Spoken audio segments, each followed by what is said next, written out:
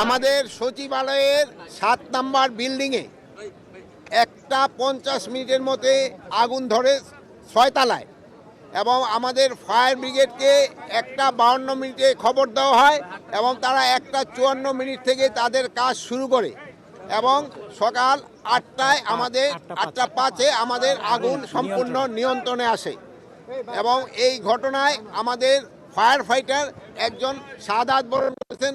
আল্লাহ তাকে বেহেশত নসিব করুক। ইন্না লিল্লাহি ওয়া ইন্না রাজিউন। উনি হলো রোড অ্যাক্সিডেন্টে মারা গেছে। উনি একটা পাইপ নিয়ে সচিবালয় থেকে রাস্তা পার হয়ে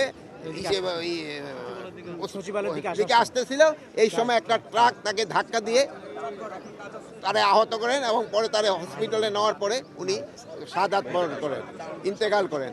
আর এর সাথেও আরও 2-3 জন সামান্য আহত হয়েছে, তারা সবাই সুস্থ আছে।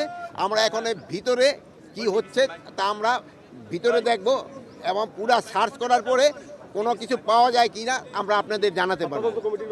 আর এটার ব্যাপারে আমরা একটা তদন্ত কমিটি গঠন করে দিচ্ছি। ক্যাবিনেট সেক্রেটারি অলরেডি ইনস্ট্রাকশন দেওয়া হয়েছে, হোম সেক্রেটারি অলরেডি ইনস্ট্রাকশন দেওয়া হয়েছে একটা তদন্ত কমিটি, হাই পাওয়ার একটা তদন্ত কমিটি করে দেওয়ার জন্য। এটা ইনভেস্টিগেশনের আগে আমি তো বলতে পারবো না, ইনভেস্টিগেশনের পরে আপনাদের আমরা জানাবো।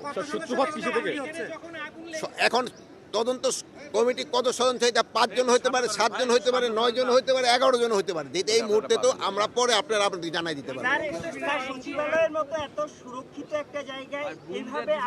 শুনেন, অ্যাক্সিডেন্ট তো সব জায়গায় হইতে পারে, এটা তো এই জন্য তো অ্যাক্সিডেন্ট বলা হয়। সচিবালয় হইতে পারে, দেখো তো সচিবালয়ের ভিতরে তো গাড়ি রাখা হয় ফায়ার ব্রিগেডের গাড়ি। ফায়ার সার্ভিসের সঙ্গে ইতিমধ্যে কথা বলছেন স্যার। হ্যাঁ, আপনি স্যার ফায়ার সার্ভিসের সঙ্গে ইতিমধ্যে কথা বলছেন, যারা রাত্রে 1টা থেকে কাজ শুরু করছে, তাদের আগুনের উৎস বিষয়ে কিছু বলছে কিনা আপনারা? এটা ইনভেস্টিগেশনের পরে, তদন্তের পরে বলা যায়। স্যার, আমরা যেটা দেখেছি বা শুনেছি একসঙ্গে আগুনটা 3 থেকে 4 জায়গায় না, 3 থেকে 4 টাকা না, আগুনটা 6 তলায় লাগছে, 11টা 7, 8 উপরের দিকে গেছে, কিন্তু নিচে আর আসতে পারে না। প্রাথমিকভাবে আপনারা নাশকতা মনে করছেন কিনা?